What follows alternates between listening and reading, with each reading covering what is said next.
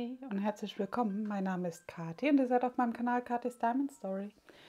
Schön, dass du wieder mit dabei bist oder vielleicht auch ganz neu zu mir gefunden hast. Ich habe hier meine Häkelsachen liegen. Samstags kommt immer ein Video zu meinen Häkelarbeiten und dienstags immer ein Video zum Diamond Painting. Ja, es sind 3 Sachen, an denen ich momentan stetig arbeite. Und ja, wir starten einfach mal hier mit der Stola. Die wird mit einer 3,5er Nadel gehäkelt. Und was soll ich euch sagen? Sie ist fertig. Hier unten habe ich ja die Markierung vom letzten Mal gesetzt. Halt, hier. Entschuldigung. Und da kam hier das Stückchen dazu. Das hier ist mein Markierer, der ist auf derselben Höhe von der Masche her. Ja, hier von der Rückseite gibt Vorder- und Rückseite. Hier seht ihr es, hier ist die Rückseite von dem Muster. Und ja, der 9. Knäuel ist sozusagen reingewandert. Einmal fertig. Das Muster mit dem Zopf, das habe ich euch am Donnerstag bereitgestellt. Also wen das interessiert, das kann ich gerne hier oben noch mal verlinken. Und da erkläre ich euch in einem kleineren Abschnitt, wie ich das Zopfmuster hier häkel. Und da sind halt die Seiten hier links und rechts, was hier neben dem Muster läuft, das ist da halt kleiner. Ich habe jetzt bei mir für das hier, ich glaube insgesamt 91 Maschen mit dem Muster hier in der Mitte mit gezählt. Wenn ich mich jetzt nicht verzählt habe, ich hoffe nicht, aber normalerweise müsste das passen. Ja, aber ihr könnt ja an den Seiten hier das so groß oder klein machen, wie ihr das möchtet. Oder ihr setzt den Zopf nicht nur zweimal hin, sondern 3 oder 4-mal, je nachdem, wie ihr das schöner findet. Ja. Und dann hat man hier jetzt sozusagen den kleinen Verlauf von den kleinen Knäueln.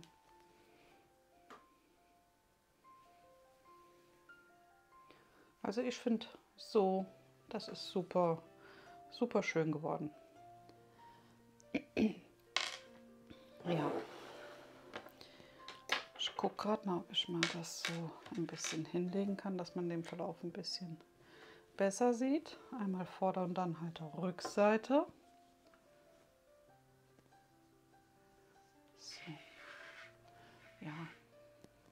Also von rosa ins blau-lilane und dann ins grüne oder hellblaue und dann ins grüne. Ja, das ist die Stola. Also gefällt mir sehr gut, war auch schön zu arbeiten, auch mit den Übergängen hier. Man hat dadurch ein bisschen Abwechslung und nicht immer ein und dasselbe sozusagen. Ja, da können wir unseren Maschenmarkierer einmal rausnehmen. Ja, habe ich jetzt was Neues schon anfangen? Ich weiß noch nicht so genau, worauf ich Lust habe. Denn ich wollte ja für euch noch, ihr hattet mich ja darum gebeten, dass ich euch mal zeige, wie ich das mit dem V-Ausschnitt hier gemacht habe. Und der Bitte komme ich gerne nach. Das geht auch wirklich einfach. Und da bin ich jetzt sozusagen dran, damit ich euch das Oberteil auch zeitnah fertig zeigen kann. Hat der hier halt jetzt so ein bisschen Priorität. Ja, das ist ein Raglan von oben und dann wird das zu einem V geschlossen. Der wird erst offen gehäkelt und nachher wird es halt geschlossen. Und das zeige ich euch gerne, wie ich das gearbeitet habe. Ja, also der wird jetzt sozusagen ein bisschen schneller wachsen, damit das besser nachher für euch, damit ihr das halt fertig dann auch seht einfach oder zeitnah fertig seht. Denn ja, das finde ich eigentlich ganz schön. Ja, der wird gehäkelt mit einer Vierernadel und mit einem Garn von der Miss Pimpinella.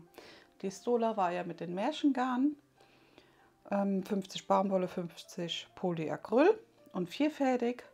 Und das hier Knäuel ist von Miss Pimpinella aus dem Etsy-Shop. Kuddelmuddel 3, das ist fünffädig und 1500 Meter.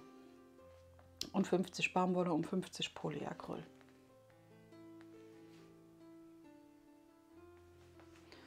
Ja, und der wandert sozusagen jetzt hier rein. Also ich weiß noch nicht, ob ich es komplett mache. Vielleicht mache ich auch so ein Long-Shirt.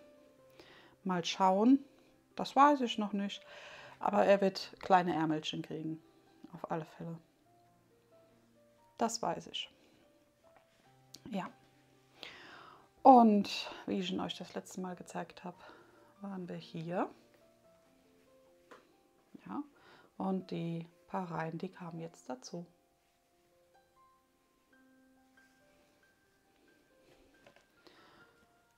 Genau.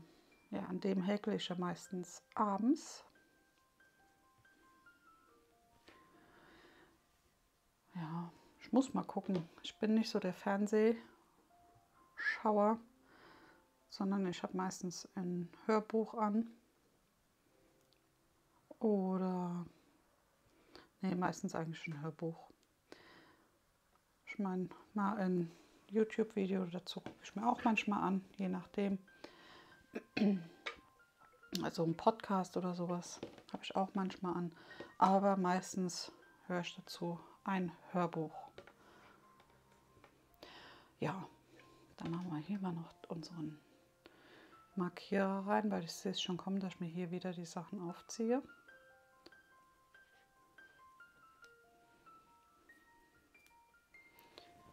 Ja, genau. Und deswegen, der wird jetzt mit Priorität 1 sozusagen behäkelt. Und dann schauen wir mal, wie schnell und gut der vorankommt. Ja, weil das Muster so, dieses Granny-Muster, das gefällt mir sehr gut. Das ist auch jetzt für den Sommer, finde ich, schön locker und leicht. Und im Herbst oder im Frühjahr, jetzt hatte ich habe ja schon so in der Art einen Pulli, aber mit so Rundhalsausschnitt. Und den habe ich getragen mit so einem Shirt, so einem normalen langärmlichen Shirt dann einfach drunter. Ja, und das war super. Also das ist wirklich schön gewesen. Ließ sich wunderbar tragen und war sehr, sehr angenehm. Hat auch gut warm gehalten. Das war schon eine schöne Sache. Ja, und dann haben wir jetzt nur noch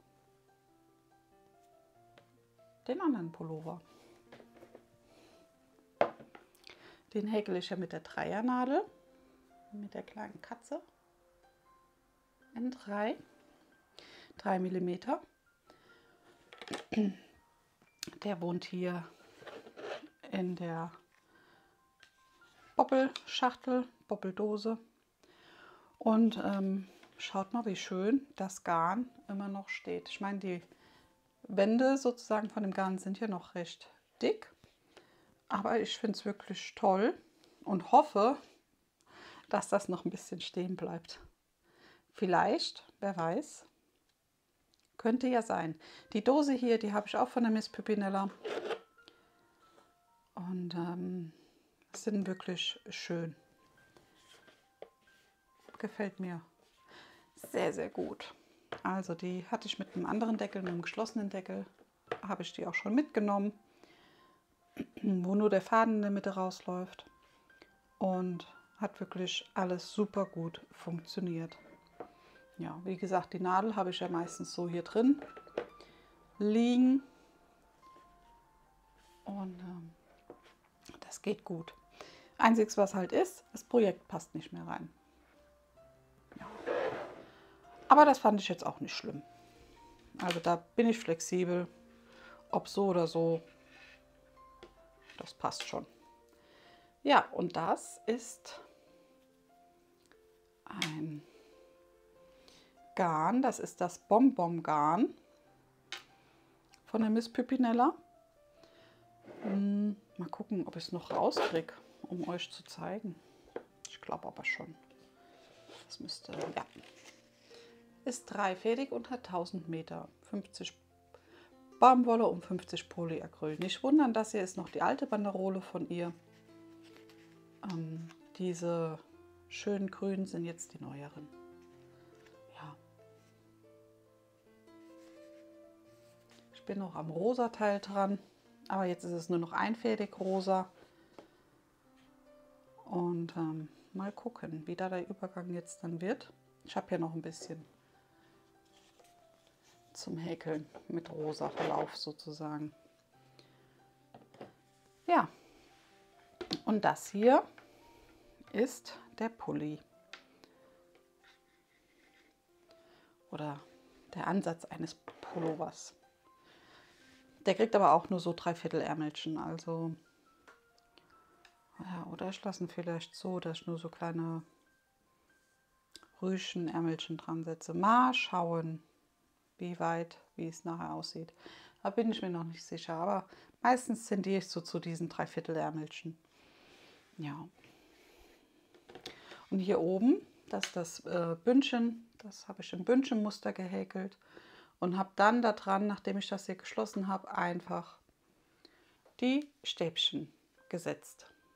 Also ganz schlicht und einfach und habe dann im Raglan einfach runtergearbeitet. Ihr seht hier ist die Naht sozusagen, wo ich das Bündchen zusammengenommen habe. Und wenn ich die nachher nach innen schlage, ja, sieht man das eigentlich so gut wie nicht. Ja. Deswegen,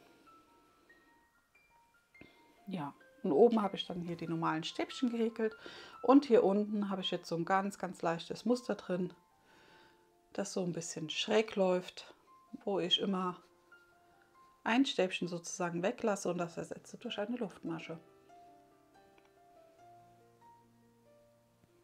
Ja, ich dachte, das sieht vielleicht ganz gut aus. Mal schauen.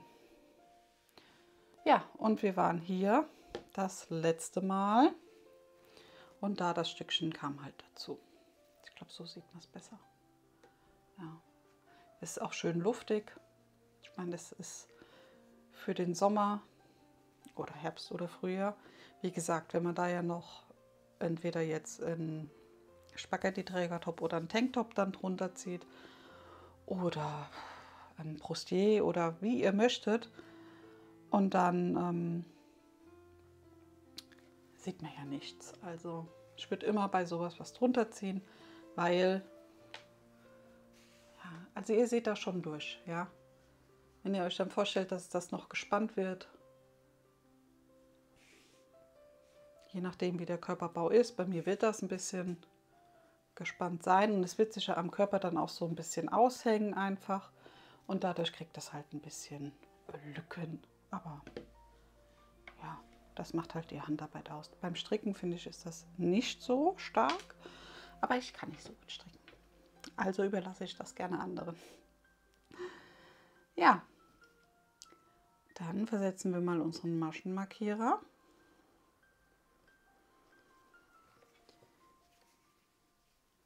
Dass wir da weiterkommen. Seht ihr, jetzt habe ich da auch meinen Markierer von meiner Luftmasche nicht weitergemacht.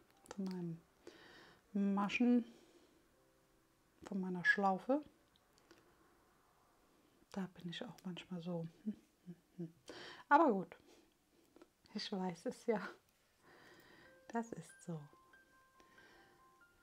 Ja, ich hatte schon überlegt, ich weiß jetzt gar nicht, ob ich hätte ja schon mal gern ein Kleid, aber das habe ich noch nie gemacht, weil ich halt finde, ich bin so extrem lahm beim Handarbeiten. Ja. Aber ich glaube, das kommt auch immer drauf an, wie man das selbst empfindet und ja, wie man das alles umsetzt einfach. Also an sich gefällt mir das wirklich sehr gut, denn mit diesem knalligen Rosa und dann hier kommt der graue Faden dazu. Hier ist es nur ein grauer Faden und hier unten seht ihr, hier, da ist jetzt schon der zweite graue Faden mit dabei. Und das ist, finde ich jetzt, ein sehr, sehr schöner Übergang. Ja, ich glaube, das sieht nachher richtig süß aus. Goldig. Ja, das waren die Projekte, die jetzt in Arbeit waren. Ja, sind und waren. Ich meine, die Stola ist fertig und die hier Sachen sind jetzt in der Bearbeitung. Aber ich glaube, ich muss mal gucken. Oder ich mache die Decke noch weiter. Ich weiß noch nicht. Ihr könnt mir ja gerne mal vielleicht schreiben, wenn ihr mögt, was ihr bevorzugen würdet, was ich mal austesten soll, was ihr mal gerne sehen würdet. Vielleicht habt ihr eine Idee dazu. Könnt ihr mir ja gerne mal in die Kommentare schreiben. Und wenn ihr nichts schreiben wollt, könnt ihr auch mir gerne nur ein Smiley hinterlassen. Wenn ihr mögt, eine Sonne zum Beispiel, passend zu dem Wetter momentan. Ja, in diesem Sinne hoffe ich, es geht euch allen gut. Bleibt gesund. Wir hören und sehen uns dann das nächste Mal wieder. Lasst gerne ein Däumchen da, das würde mich freuen. Und wie gesagt, vielleicht einen kleinen Smiley-Kommentar. In diesem Sinne, macht's gut. Tschüss.